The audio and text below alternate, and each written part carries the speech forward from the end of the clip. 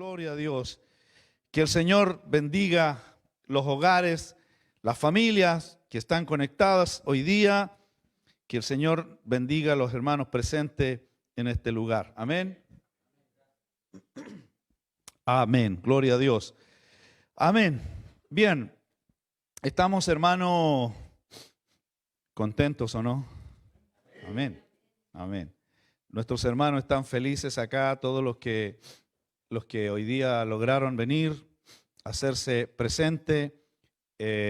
Repetimos, no ha sido fácil. Este año ha sido un año complejo en muchas situaciones, pero también esperamos que el Señor bendiga nuestro país, nuestro Chile, bendiga los países que están sufriendo y en los diversos lugares del mundo, porque todo esto ha sido algo obviamente mundial. Estaba escuchando algunas noticias donde ya los aprontes de toda la gente que trabaja en las estadísticas y todo eso a nivel mundial, la recuperación de todos los países después de pasado todo esto.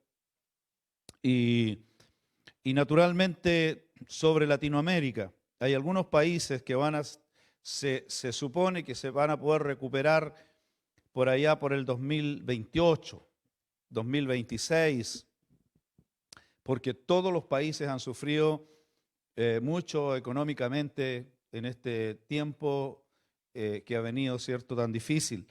Y también se hablaba de nuestro Chile, de nuestro país. Y el pronóstico que tenemos como chilenos es que de estar así, de seguir en la medida como vamos, para el 2022 se esperaría la recuperación de nuestro país. Siempre y cuando, ¿verdad?, oremos mucho nosotros. Yo creo que de eso está sujeto, de que oremos mucho nosotros como iglesia, como pueblo de Dios, para que el Señor bendiga nuestro país. Amén. Y que podamos entender que nosotros tenemos la responsabilidad nuestra, hermanos, la responsabilidad del gobierno y de la gente que está al frente del país es hacer su trabajo, que no se les pide nada extraordinario. Nada extraordinario se le pide a los políticos, al gobierno y toda la gente. Simplemente que hagan su trabajo y que hagan su trabajo, el compromiso que ellos tienen para poder despejar todas las situaciones difíciles que estamos viviendo y sacar el país adelante. La responsabilidad de la iglesia es orar por las autoridades. La responsabilidad suya y mía es orar para vivir quieta y sosegadamente. Amén. Estemos de acuerdo con eso, porque eso bendice. El acuerdo siempre bendice. Amén. Bien, vamos a ir a la Escritura, vamos a ir a la palabra del Señor, hermanos. Quiero que, no puedo pedirle lo que le pedía siempre a la iglesia, ¿no? Dele una sonrisa al que está a su lado. Hoy día puede sonreír usted, pero por la mascarilla no se sabe si está sonriendo o no, ¿verdad? Pero si puede hacerlo, hágalo igual, ¿verdad?, con el corazón, ¿verdad? Amén. Estamos aquí hablando acerca de la oración de Daniel. Hemos hablado bastante del libro de Daniel, pero siempre hay algo que yo quisiera que nos fuéramos nosotros más edificados con lo que dice la Escritura. Y hablamos de la historia de Daniel y de los amigos de Daniel, de todo lo que ellos vivieron. Y aquí en el capítulo 9 de Daniel, del libro de Daniel, dice así: en el año primero de Darío, hijo de Asuero, de la nación de los Medos, que vino a ser rey sobre el reino de los caldeos. En el año primero de su reinado, yo, Daniel, miré atentamente en el libro el número de los años de que habló el profeta Jeremías, que había de cumplirse las desolaciones de Jerusalén en 70 años. Y volví mi rostro a Dios, el Señor, buscándole en oración y ruego, en ayuno, cilicio y ceniza. y oré a Jehová mi Dios e hice confesión diciendo, ahora, Señor Dios grande, digno de ser temido, que guardas el pacto y la misericordia con los que te aman y guardan tus mandamientos, hemos pecado, hemos cometido iniquidad, hemos hecho impíamente y hemos sido rebeldes y nos hemos apartado de tus mandamientos y de tus ordenanzas. No hemos obedecido a tus siervos, los profetas, que en tu nombre nos hablaron, a nuestros reyes, a nuestros príncipes, a nuestros padres y a todo el pueblo. Amén. La oración de Daniel. Yo les decía también que Daniel se muestra como un hombre entendido los tiempos. Hemos hablado y hemos predicado acerca de lo que fueron los hijos de Isaacar.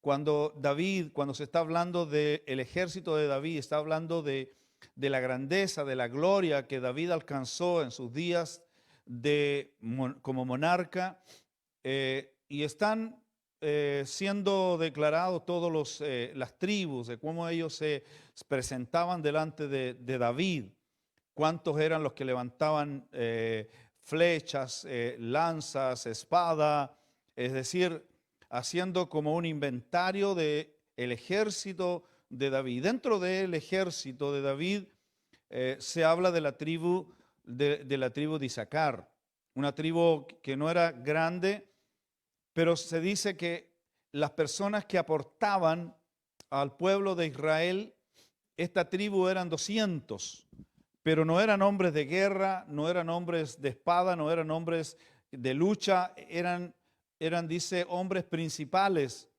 Dice que eran entendidos en los tiempos y eran personas que el dicho de ellos lo escuchaban todos sus hermanos. O sea, ellos sabían lo que Israel dice tenía que hacer. Como decimos nosotros en buen chileno, la tenían clara, ¿verdad? Ellos sabían lo que Israel tenía que hacer, tenía que realizar. O sea, ellos tenían una palabra profética, una palabra de sabiduría, una palabra de ciencia. Eran consejeros de David.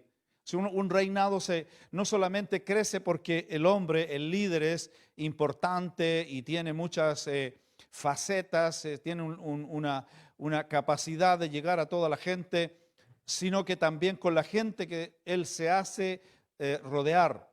Recordemos que cuando parte David, parte en la cueva de Adulam, está solo, desterrado, está escondido, porque nadie va a una cueva para vivir, para hacer un chalet. Él andaba huyendo porque tenía amenaza de muerte, era perseguido, odiado por su suegro, por el rey Saúl. Entonces él se va a la cueva de Adulam y allí se le acercó mucha gente y dice que se formó una cantidad enorme de personas, al menos como 400 personas. Las características de estas personas son tremendas. Dice que eran todos los endeudados, todos los amargados, todos los perseguidos, los que tenían problemas con la justicia. Es decir, hoy día podríamos decir, algunos hasta criminales quizás estaban ahí arrancando, ¿verdad? Para no ser condenados, para no ser alcanzados, porque seguramente estaban en el mismo plano de David. David estaba siendo perseguido para ser asesinado, y esta gente también. Entonces se juntan con David y dice que lo hicieron jefe de ellos. Oh, imagínense, así parte David, con esa iglesia parte David, para que después todos esos hombres, dice que sacó hombres de élite, que eran hombres de batalla tan feroces, que dice que eran los valientes de David. Dos hombres que no le temían a nadie, y eran hombres que podían incursionar ante el ejército enemigo sin problema, y eran hombres terribles. Ahora, dentro de la historia que se cuenta también, David, se dice que David fue un rey que él peleó con su ejército, y eran en aquellos años, mire, había mucha magia, había los ejércitos y los gobiernos de ese tiempo, los reyes de esa época, tenían un vínculo muy grande con cosas sobrenaturales. del maligno. Por eso tenían sus dioses, adoraban sus dioses. Los filisteos, los amorreos y toda la gente tenían sus dioses. Eran paganos e idólatras. Entonces ellos tenían también dirección de las tinieblas, dirección sobrenatural para las peleas.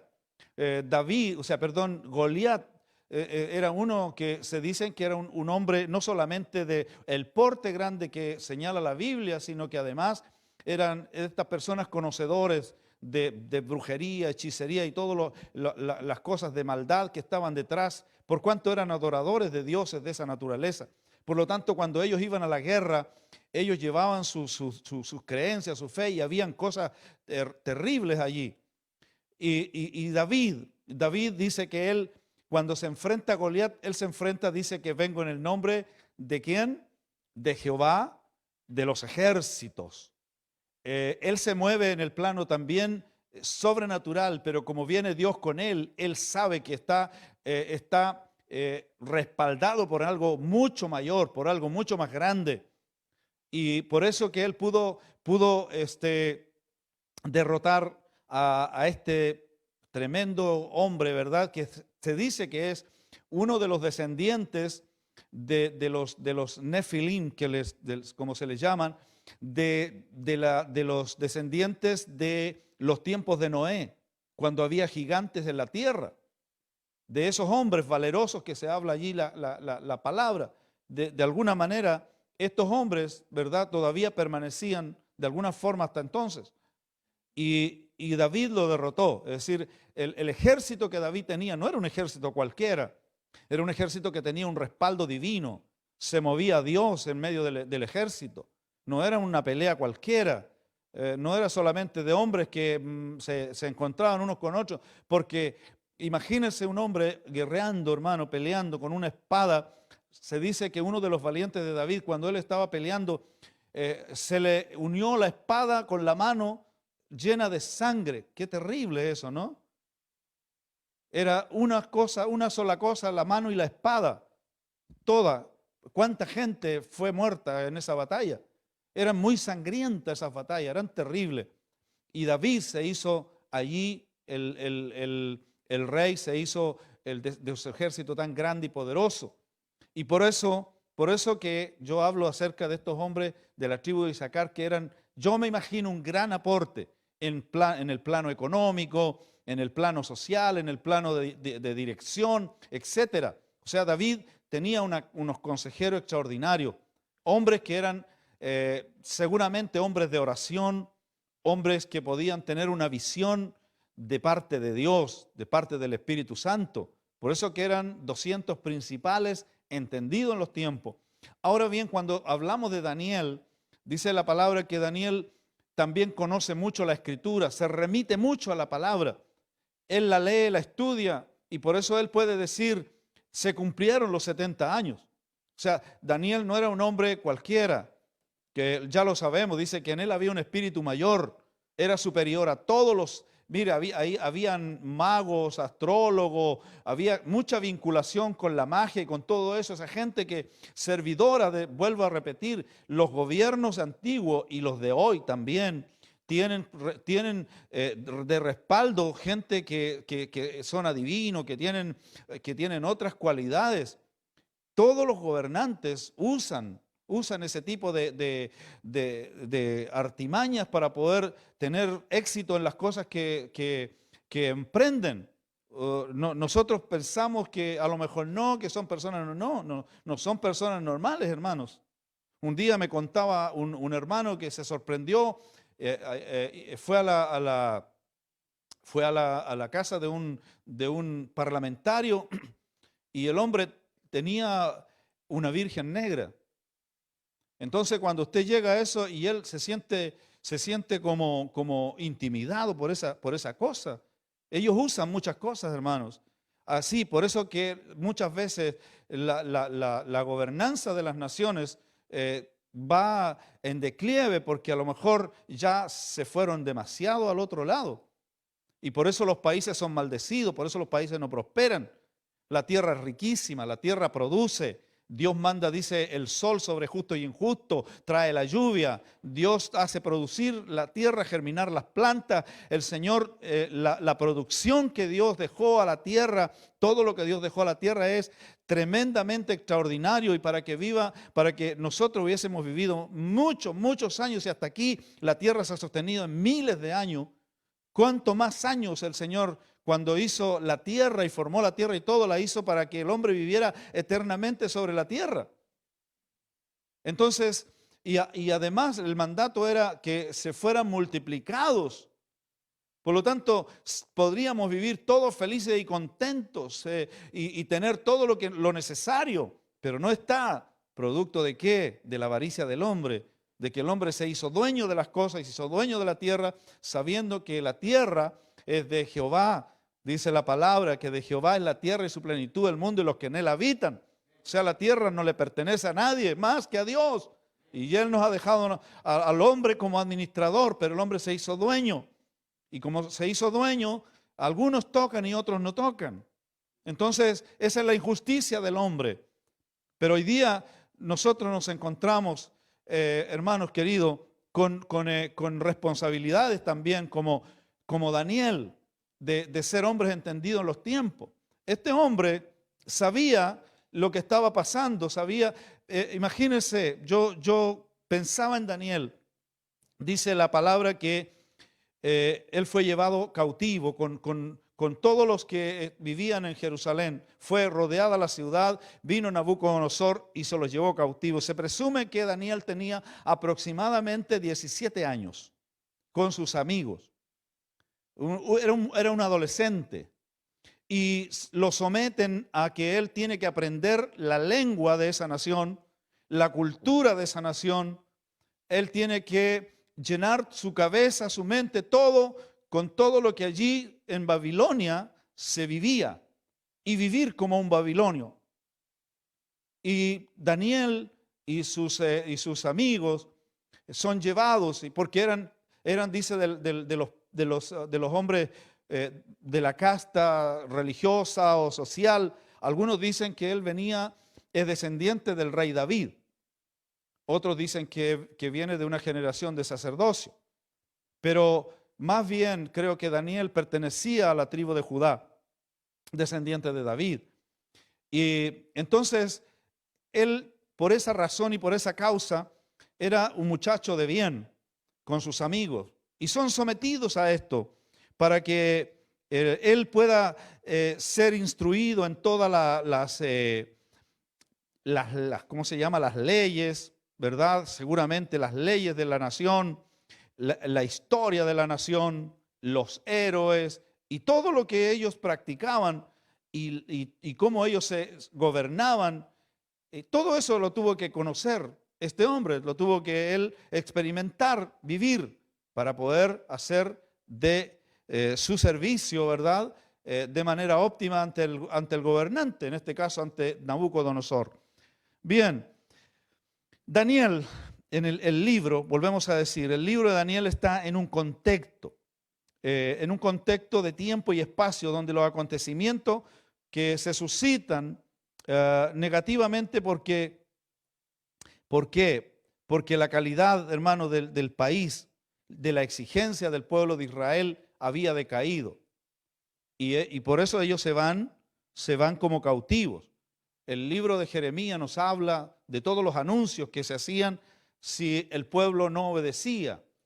El profeta Jeremías con otros contemporáneos son los que ministran al pueblo de Israel en estos años cuando vino Nabucodonosor y se los llevó cautivo, porque no obedecieron a la voz de Dios y ellos siguieron viviendo su vida simplemente a la condición que ellos querían en el fondo, ¿verdad? Ahora bien, lo que quiero señalar hoy día, hermanos, es la convicción que tenía este hombre, Daniel. Qué tremenda convicción en cuanto a la palabra, en cuanto a lo que él tiene que enfrentar junto a sus amigos. Después de haber sido llevado esclavo, sometido, como dije antes, no se sabe mayormente más de Daniel. Se presume que él murió y se presume que él está en Babilonia. Hay 5 lugares donde dicen que probablemente Daniel está sepultado o fue sepultado. 5, 6 lugares. Y de los cuales uno es Babilonia y los otros es Azusa. A ustedes les suena esa palabra, ¿verdad? Esas ciudades antiguas. Que en esos lugares fue sepultado Daniel. Es decir, en Irak o en Irán, que son hoy día, ¿no? Los 2 lugares, las 2 ciudades. Y hay allí, ¿cómo se llaman esto?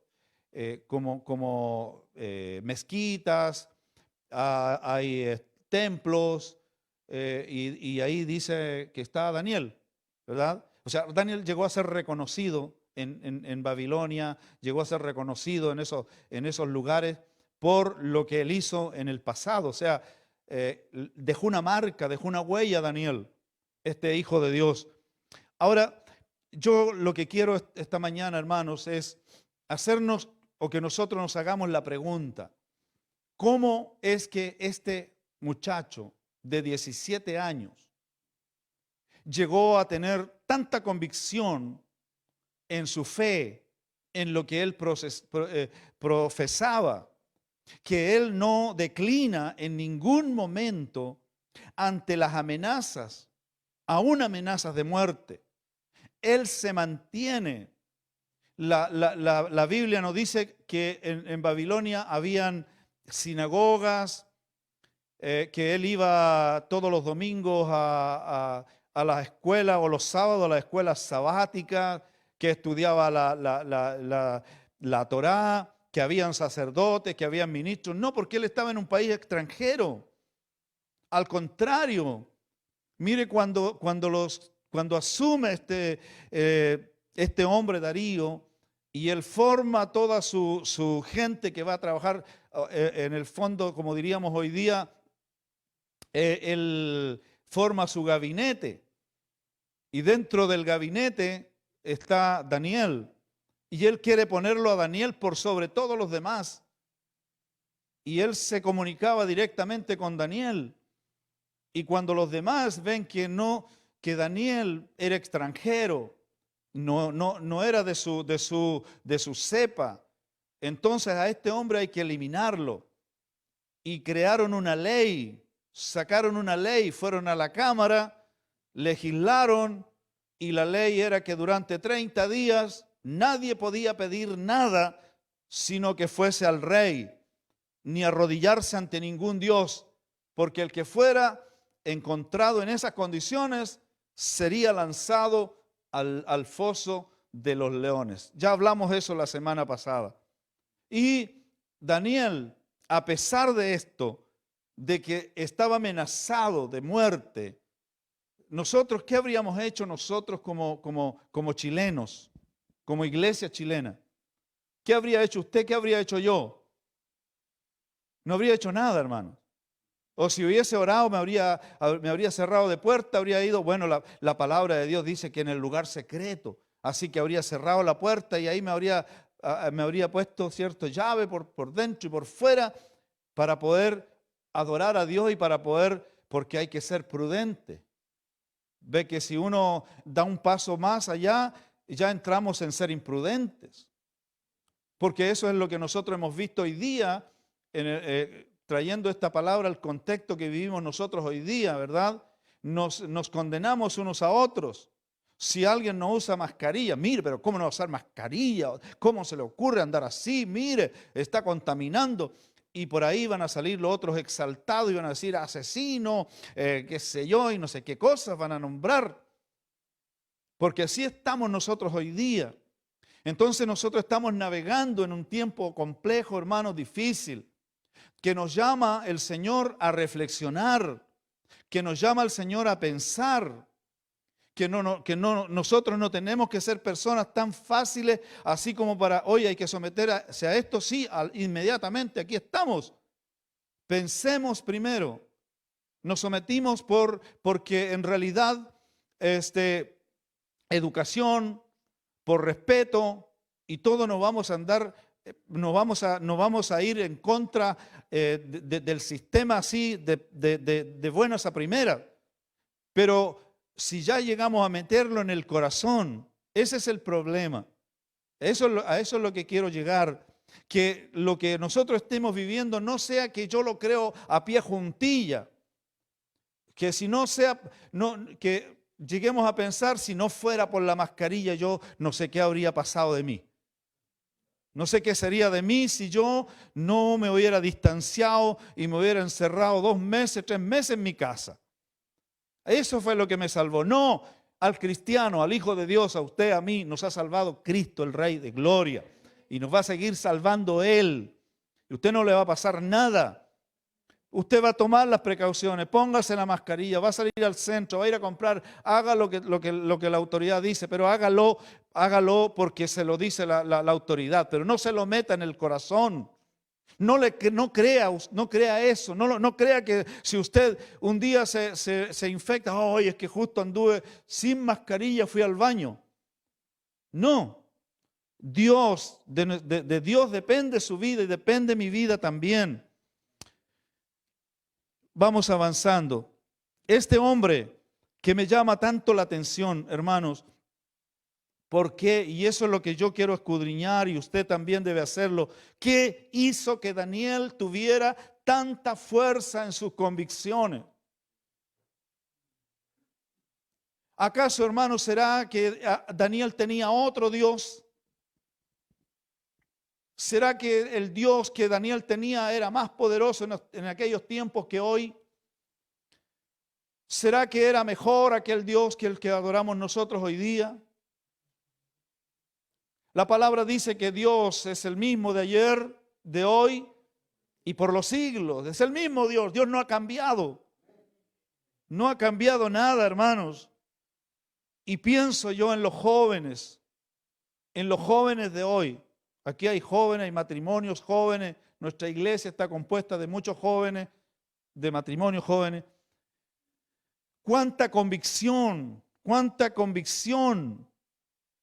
Pensando, Señor, pensando en mi vida. Yo decía y conversaba con mi esposa en estos días que en Mateo capítulo 15, 14 dice, si el ciego guiare al ciego, ambos caerán al hoyo. No quiero ser un guía de ciego. No quiero ser un guía de ciego y yo ciego. Vamos, por aquí vamos bien. Por aquí está la cosa. Y vamos todos al hoyo. Digo, Señor, líbreme el Señor. Líbreme, Señor, de no estar yo hoy día endilgando, como dicen en el campo, endilgando a mis hermanos a un hoyo, a un precipicio. Quiero tener, Señor, una palabra que sea suya, que venga de su parte. Que sea una palabra de fe, que le infunda aliento, que le infunda ánimo, que los hermanos sepan que su Dios es grande y temible, poderoso en batalla, y que Él no lo va a dejar ni lo va a desamparar ni de día ni de noche, que ninguna plaga entrará a su morada, que si usted le teme a Dios, si usted camina con Dios, Dios no lo dejará, no lo desamparará. Él abrirá caminos en medio de la soledad. Ese es el Dios que adoramos nosotros. Entonces tenemos que pensar, porque en este tiempo, hermanos, se ha debilitado tanto nuestra fe, que si cualquier cosa que venga nos hace tambalear y nos hace dudar y nos pone en aprietos. Y yo lo digo personalmente por mí, que me encontré de pronto también como atemorizado. Si venía al supermercado y llegaba poniéndome líquido en los zapatos y me llegaba a lavar, sirvió porque andaba más limpio de la cara y del todo, porque llegaba a la casa y me pasaba por agua y no quería saludar a nadie y supe de otros que se sacaban la ropa fuera de la casa y entraban no sé cómo para adentro y derechito a la ducha para no contaminar. Ahora entiendo los hermanos que trabajan en salud, que están en el riesgo en la primera línea. Dios bendiga a los hermanos y hermanas que trabajan en salud. Dios los guarde, Dios los proteja de todo mal. oramos por ellos y los bendecimos porque están dando la batalla que nosotros, para estar bien nosotros. Dios los ampare. Pero no todos, hermanos, no todos no estamos en esas condiciones. Entonces, ¿dónde está nuestra fe? ¿Por qué nuestra fe ahí no alcanza? Entonces tenemos que pensar y tenemos que preguntarle, Señor, lo que estoy haciendo, lo que estoy viviendo, como yo veo las cosas, Señor, ¿es de acuerdo a tu voluntad? Yo no estoy de acuerdo que, hermanos, o sea, no de acuerdo, sino yo no estoy feliz que estemos nosotros en la casa y que no nos podamos congregar como siempre lo hacemos. Hay muchos hermanos que han dicho, y pastores los he visto y dan sus opiniones y todo. La iglesia, volvimos, gloria a Dios, volvimos al libro de los Hechos cuando se enseñaba por las casas y todo. Hermanos, hay versículos para todo. Eso es lo lindo de la palabra. Lo bueno es que estemos alineados con Dios, eso es lo más importante. Porque usted encuentra palabra para todo, hermano. Si usted quiere estar un mes encerrado y ahí salió un versículo, ¿verdad? De Isaías, no sé dónde, escóndete hasta que pasen los males y no sé qué cosa. Hermano, hay versículo para todo, hermano. Claro, si la teología de las circunstancias funciona, hermano. Eso le llamamos nosotros teología de las circunstancias. Porque este versículo me sirve para enfrentar esta situación. No, es cuando Dios le da una palabra. Si Dios le dice, quédate en casa, quédese en casa. No quiero que vayas a ningún lugar, no vaya a ningún lugar. Pero que sea el Señor, que Dios lo vaya guiando, que Dios vaya con usted. Entonces le va a ir bien, hermano, porque dice que los que prosperan, están guiados por Dios, prosperan en su camino. Les va bien. De tal manera que usted va a estar siempre, hermano, protegido por el Señor, protegida por el Señor, como lo hicieron estos hombres. Lo segundo que me llama mucho la atención, porque estaba leyendo alguna estadística, siempre estoy metido en eso, leyendo cosas, y estamos en una crisis grande del lenguaje, del conocimiento. Un estudio por ahí, que hay otros que lo critican mucho también, pero de gente profesional evidentemente, dice que una persona en Chile habla aproximadamente 400 palabras del diccionario. Un hombre promedio, un hombre culto en Alemania habla 16.000. Hablemos de un hombre promedio en Alemania que hable 5.000 y nosotros 400. Y en los jóvenes más todavía, porque los jóvenes han capturado un lenguaje del reggaetón y mucho lenguaje callejero, podríamos decir hoy día, que se entienden a veces ellos nada más. Entonces ha desvirtuado el lenguaje, ha desvirtuado la comunicación. Nosotros hablamos muy mal, pronunciamos muy mal, escribimos muy mal. Ahora, ¿cuál es el problema que esto trae? Porque si nos entendemos, estamos bien, pero ¿sabe lo que pasa?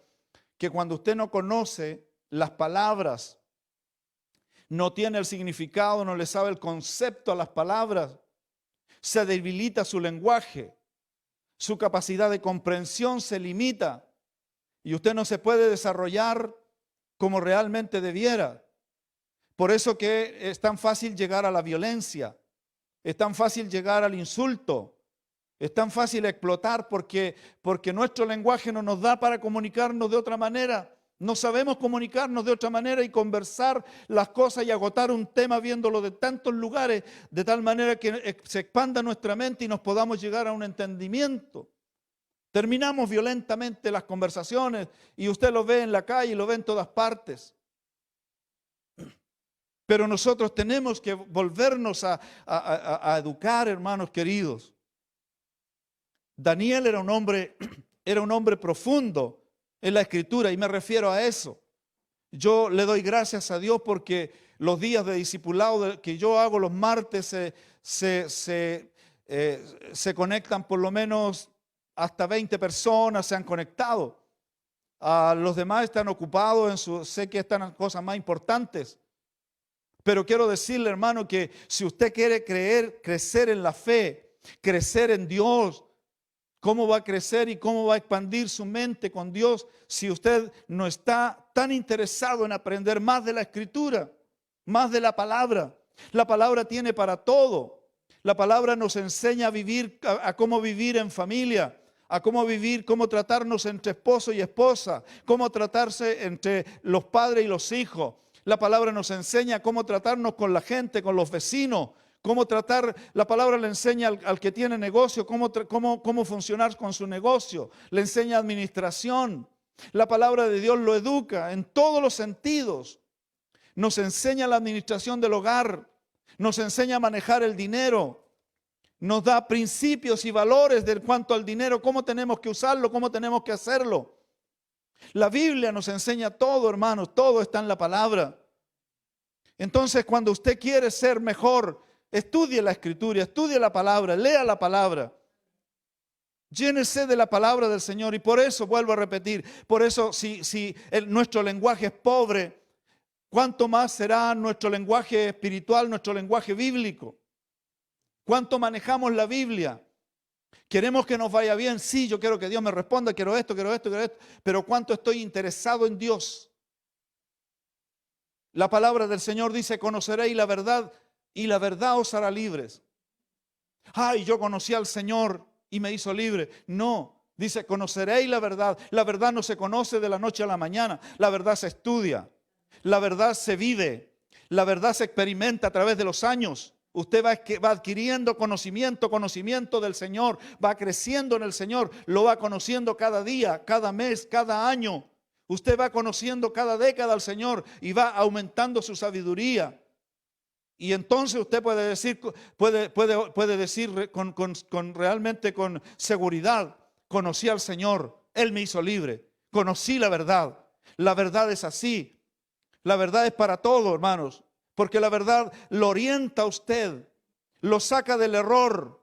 La verdad lo aconseja para que usted no cometa un error y no caiga en un precipicio. La verdad lo sujeta, la verdad lo sustenta, la verdad le alumbra. La verdad está en todos los pasos que usted va dando. Usted se va a casar, usted va a tener un matrimonio. La verdad tiene que estar ahí siempre, guiando su caminar. Es decir, Cristo en usted, Cristo en la familia. Cristo en el hogar, Cristo en el trabajo. La verdad lo enseña a vivir y a convivir frente a sus colegas de trabajo, frente a la gente que está a su lado. Entonces usted tiene que transformarse en este tiempo, hermanos míos, en un hombre y en una mujer que estudie la palabra de Dios. No solamente, mire, hoy día es una bendición. Usted dice, a ver, fe, y pone en internet y se va a YouTube y pone fe, mensajes de fe. Y va a escuchar todos estos mensajes de fe. ¡Oh, qué lindo! Mensajes del perdón. Otro. Y usted va a aparecer miles de cosas. Eso es bueno escuchar la palabra, es bueno escuchar esos mensajes. Pero ¿sabe cuál es el daño que nos hace? Que usted dice, Señor, yo quiero que me reveles la fe. Y va usted, toma un cuaderno y toma un lápiz y usted comienza a estudiar la fe.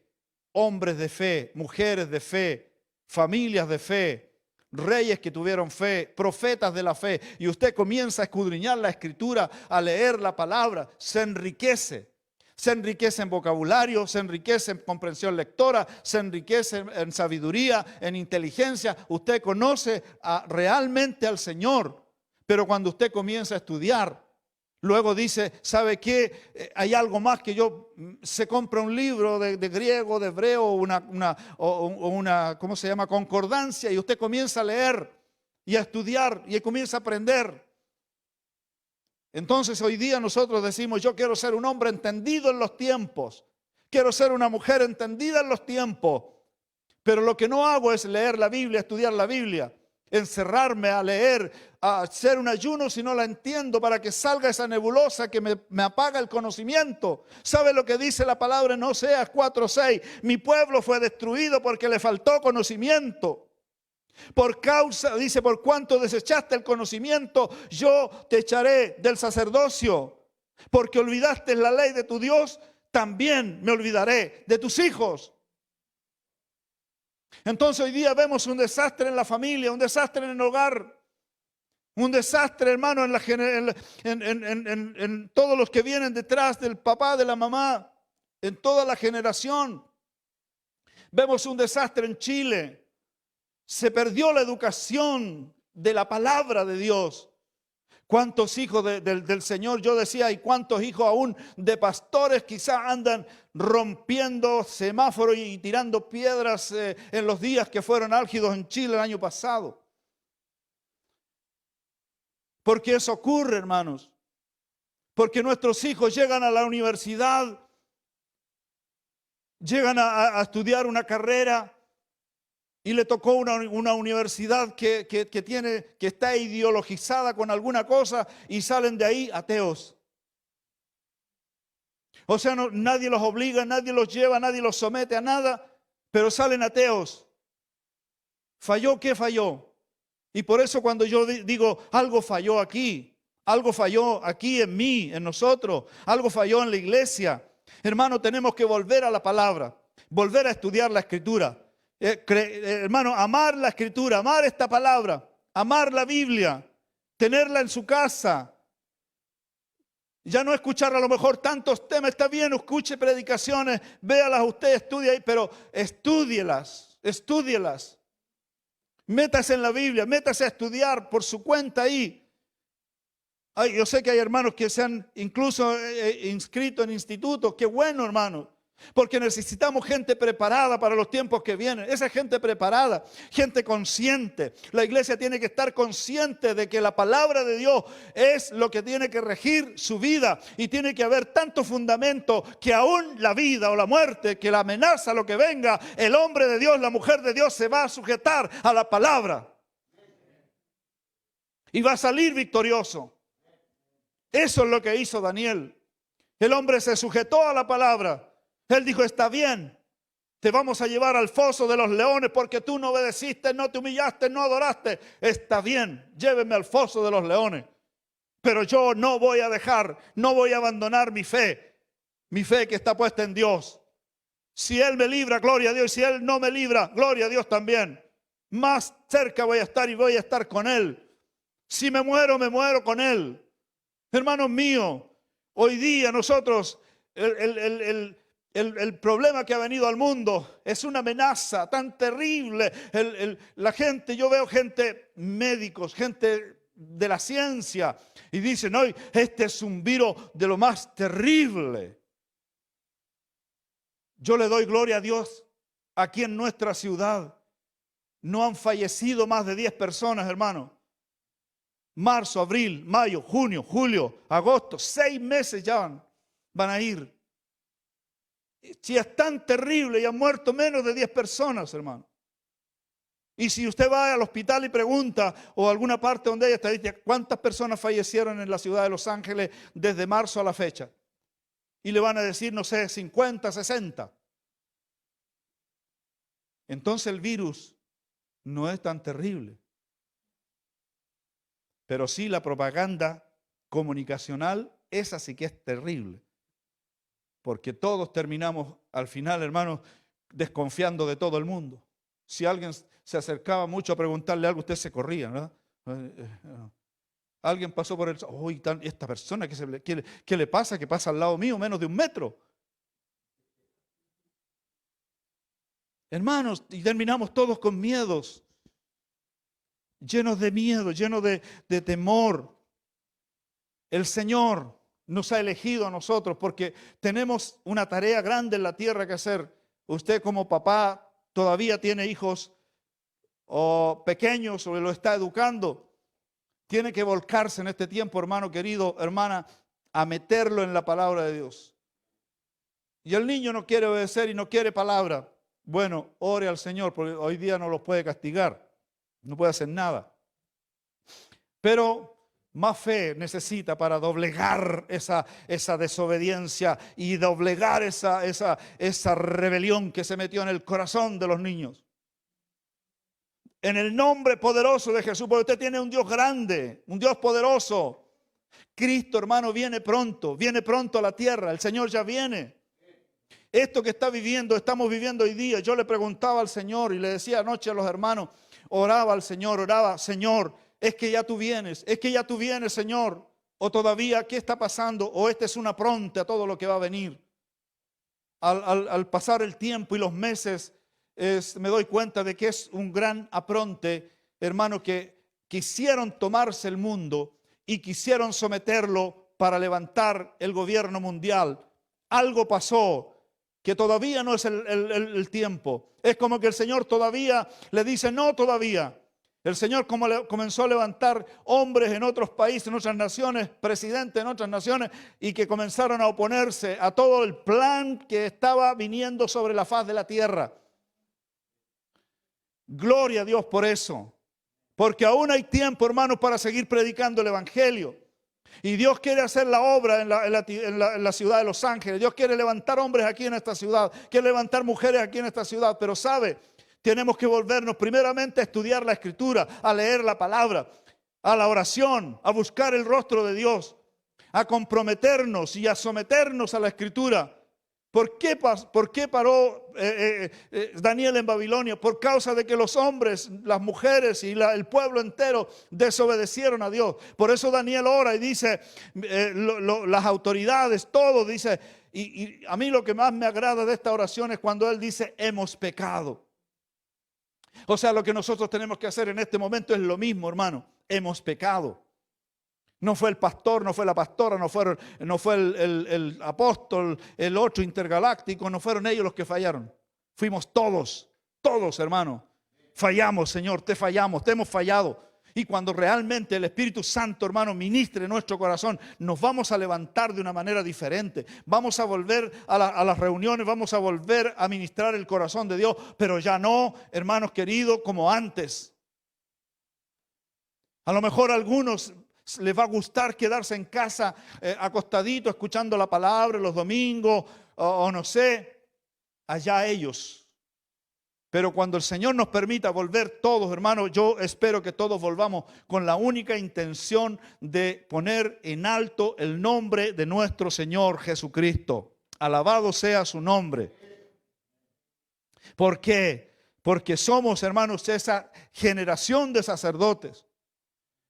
Imagínense, esta palabra es terrible, esta palabra para el pueblo. Dice, mi pueblo fue destruido porque le faltó el conocimiento. Mi pueblo dejó el conocimiento. Todo, hermanos míos, conduce a un resultado. Hoy día los jóvenes no les gusta leer, no les gusta leer los libros, muchas cosas. Esto no es bueno. Y a nosotros eso llega a la iglesia. Nos hemos vuelto muy malos lectores. Eso llega a la iglesia. Se convierte al Señor, pero es mal lector. ¿Cómo lo podemos transformar a que ahora sea un buen lector? Muchas veces no llega a ese nivel. Entonces tenemos una vida espiritual deficiente, porque no hay conocimiento. Tomamos decisiones y por eso tenemos a veces tantos problemas para tomar una decisión. No sabemos qué hacer. ¿Me voy? ¿No me voy? ¿Me quedo o no me quedo? ¿Lo hago? ¿No lo hago? Y ahí estamos vacilando en muchas cosas porque nos falta conocimiento. Y la Biblia dice que por cuanto desechaste el conocimiento te echaré del sacerdocio. O sea, terminó el sacerdocio del pueblo de Israel, hermanos. Imagínese usted, ¿qué decía el pueblo? Dios los eligió a ellos, eligió al pueblo. Nosotros hoy día somos el sacerdocio, dice, más vosotros, dice, soy real sacerdocio. Dice, linaje escogido, nación santa. En Apocalipsis 5:10 dice, y nos ha hecho para nuestro Dios reyes y sacerdotes, y vivimos sobre la tierra. Apocalipsis 1:6 dice, y nos hizo reyes y sacerdotes para Dios su Padre. Ahora, ¿qué le decía Dios a Israel? Deuteronomio 14:2 dice, porque eres pueblo santo a Jehová tu Dios, y Jehová te ha escogido para que seas un pueblo único. Éxodo 19:6, y vosotros me seréis reino de sacerdotes y gente santa. Estas son las palabras que dirás a los hijos de Israel. Vosotros me seréis reino de sacerdotes. O sea, Dios, hermano mío, llamó a una nación para que fueran sacerdotes sobre la tierra, llamado Israel. Hoy día el Señor tiene sacerdotes sobre la tierra llamada iglesia. Pero si nos falla el conocimiento, Dios nos va a echar del sacerdocio. Y se va a olvidar de nuestros hijos. Y alguien le va a preguntar un día, oye, ¿y tu hijo y tu hija? Ellos le sirven al Señor. Mire, hermanos queridos, mire, nosotros hablamos con mucha gente y a veces, incluso pastores como que se admiran cuando nos dicen, ¿y sus hijos todos le sirven al Señor? ¿Siervo, tus hijos le sirven todos al Señor? Y yo le digo, sí, en serio, todo, sí. Oh. ¿Y cómo que se admira? ¿Por qué tenemos que admirarnos? Claro, gloria a Dios, porque Dios ha sido bueno, indudablemente. Dios ha sido misericordioso. Pero para eso trabajamos, para poder que nuestros hijos estén en los caminos del Señor.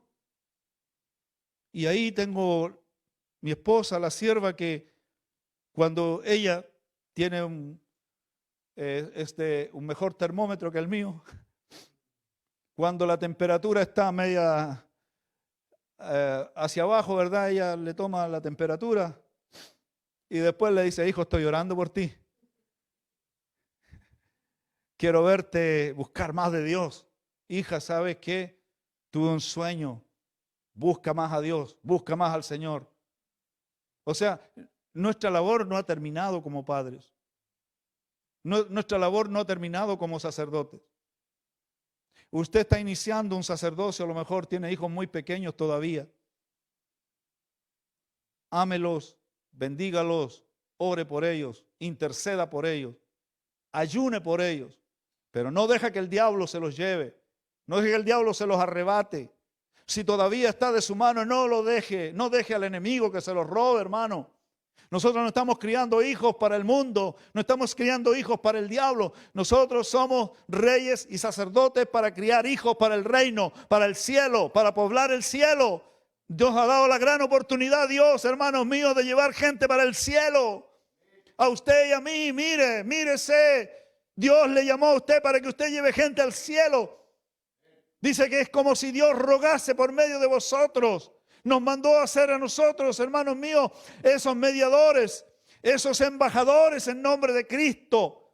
Entonces tenemos una labor que es la más grande que su profesión, que su negocio, que todo lo que usted tiene. Dios le dio una labor más grande sobre esta tierra, y es que usted lleve gente al cielo. Eso lo tenía claro Daniel. Eso lo tenía muy claro. Por eso que él no claudicó. Por eso que los amigos de Daniel le dijeron, lo vamos a echar al horno de fuego. Y ellos dijeron, échenos al horno de fuego. No importa. Pero hay algo muy claro que tenemos, que no vamos a renegar de nuestro Dios, que no vamos a doblegarnos ante nadie, que no nos vamos a arrodillarnos, sino delante del Señor. Como dijo el presidente de los Estados Unidos, del único que nos vamos a arrodillar es delante de Dios. Hermano mío, la nación entera debiera doblegar sus rodillas delante de Dios, delante del Señor, pero no delante de un virus, no delante de una amenaza de muerte, no delante de cualquier cosa. La nación entera y el pueblo de Dios, por primer lugar, debiera arrodillarse ante la presencia gloriosa, poderosa, majestuosa del Dios Todopoderoso que hizo el cielo cielo, la tierra, el mar y la fuente de las aguas, y que todavía está vigente hoy día para levantar al caído, para perdonar al pecador, para libertar al cautivo, para sanar al enfermo, para darle vista a los ciegos, para hacer una obra gloriosa en su vida, en su alma y en todo lo que necesite. Dios es todopoderoso, grande y temible es nuestro Dios. ¡Aleluya! Bendigamos al Señor, démosle honra, démosle gloria, hermanos. No podemos dejarnos avasallar por los pensamientos del mundo. Vienen cosas todavía peores, hermanos. Y por eso hoy día les anuncio, hermanos, de manera profética. Vienen cosas todavía peores que nos van a tratar de engañar, nos van a tratar de doblegar, nos van a tratar, hermanos míos, de someter a muchas cosas. Pero usted va a estar preparado, usted va a estar preparada. Usted va a decir, yo le voy a servir a Dios, le voy a servir al Señor y no me voy a doblegar ante aún que digan, si no te vamos a llevar preso. La pregunta es, ¿cuánto estaríamos dispuestos de ir a la cárcel por servirle a Dios? El enemigo no va a parar hasta que lo logre. Más de alguno los va a tirar en la cárcel. A más de alguno se va a venir encima de ellos. Hermanos míos, tengamos fe, porque el que persevere hasta el fin, ese será salvo. ¡Aleluya! Pónganse en pie los que están aquí, por favor. Vamos a glorificar al Señor. ¡Aleluya! Gloria a Dios. Gloria al Señor. Padre Santo, te damos gracias. Te damos honor y gloria en esta mañana, Señor. Gracias por mis hermanos que vinieron al culto. Gracias por mis hermanos que no pudieron venir, se quedaron en casa. Gracias por todos los que hoy día, Señor, se conectaron a esta plataforma. Señor, traiga usted bendición, traiga usted revelación. Usted quiere levantar a un pueblo de sacerdotes. Usted quiere levantar a un cuerpo de ministros. Usted quiere levantar su iglesia, su pueblo, porque usted viene pronto a la tierra. Pronto a buscar a su iglesia. Usted viene pronto a buscar a la familia. Oh, hermano mío, hermana mía, tú tienes una labor todavía en esta tierra. Mira a tu esposa, mira a tu esposo, mira a tus hijos alrededor. Hay oraciones que tienes que hacer, hay rodillas que Dios te dio, vas a tener que ponerlas en el piso y orar por tu hija, orar por tu hijo, derrotar al enemigo en el nombre de Jesucristo. No fue para otros, no fue para los de antes más fácil la cosa, no fue para los antiguos más fácil, para Daniel no le fue fácil. Él fue separado, fue hostigado, amenazado. Él fue llevado a la muerte, pero de todo lo salvó Dios, de todo lo salvó el Señor. Y si Dios hoy día está con nosotros, ¿quién contra nosotros? Él nos librará del lazo del cazador y de la peste destructora. Oh, Él nos cubrirá con sus alas y debajo de sus alas estaremos seguros, porque Él es escudo para nosotros, es escudo alrededor de la iglesia, escudo alrededor de los creyentes. Él es el que vela de día y de noche y no se dormirá y no se adormecerá. El que guarda a Israel, el que lo cuida, el que lo guarda, el que está alrededor suyo como un escudo lo rodeará. Aleluya. Gracias, Señor Jesucristo. Gracias, Padre eterno. Bendiga la iglesia, bendiga a los hombres de fe, mujeres de fe, bendiga a los Danieles de este tiempo, bendiga a los que se levantan para orar, para ayunar, para glorificar al que vive. Bendiga a su pueblo, su iglesia, y prospérela en todos sus caminos, porque ha llegado la hora, ha llegado la recta final de la iglesia. Pronto viene Cristo, pronto viene el Rey, pronto viene el amado, pronto viene la trompeta final. Aleluya, aleluya, aleluya, aleluya. Gloria a Dios. Gloria a Dios. Alabe al Señor ahí en su casa, en su hogar, en su familia. Alabe al Señor aquí en la iglesia. Alabe al que vive, al que reina, al que está sentado en el trono, al que está haciendo la obra, al que va a hacer milagros todavía y señales y prodigios a miles, hasta que el tiempo de los gentiles se termine, hasta que el último gentil entre al reino de los cielos. Entonces vendrá el fin, entonces volverá Cristo, entonces volverá nuestro Rey. Aleluya. Aleluya. Gracias, Padre mío. Gracias, Padre Santo. Bendiga su pueblo. Bendiga su iglesia. Bendiga a mis hermanos, mis hermanas. Bendígales usted, Padre. Gracias le damos, Señor. Gracias por este día. Llévenos en paz a nuestro hogar y prospere el camino de cada uno esta semana. Guárdelos y que, Señor amado, toda esta amenaza que ha venido a la tierra, Señor, se vaya cada día, Señor amado, sacando de este planeta, Padre, en el nombre de Jesús. Que se desvanezca, Señor amado, oh Padre, y se convierta en nada. Y todas las amenazas que hoy día envía el hombre, oh Señor, Padre, creemos más bien en tus promesas que en las amenazas del mundo. Gracias. Vivimos por tu palabra y viviremos por ella y no por la amenaza del mundo, ni de la ciencia, ni de los que saben, ni de los que creen saber. Viviremos, Señor, por tu palabra. Aleluya. Viviremos, Señor, creyéndote a ti, porque tú nos librarás de todo mal. Gracias, Señor. En el nombre glorioso de Jesucristo nuestro Señor. Aleluya. Amén y amén. Gracias, Señor. Gracias, Padre.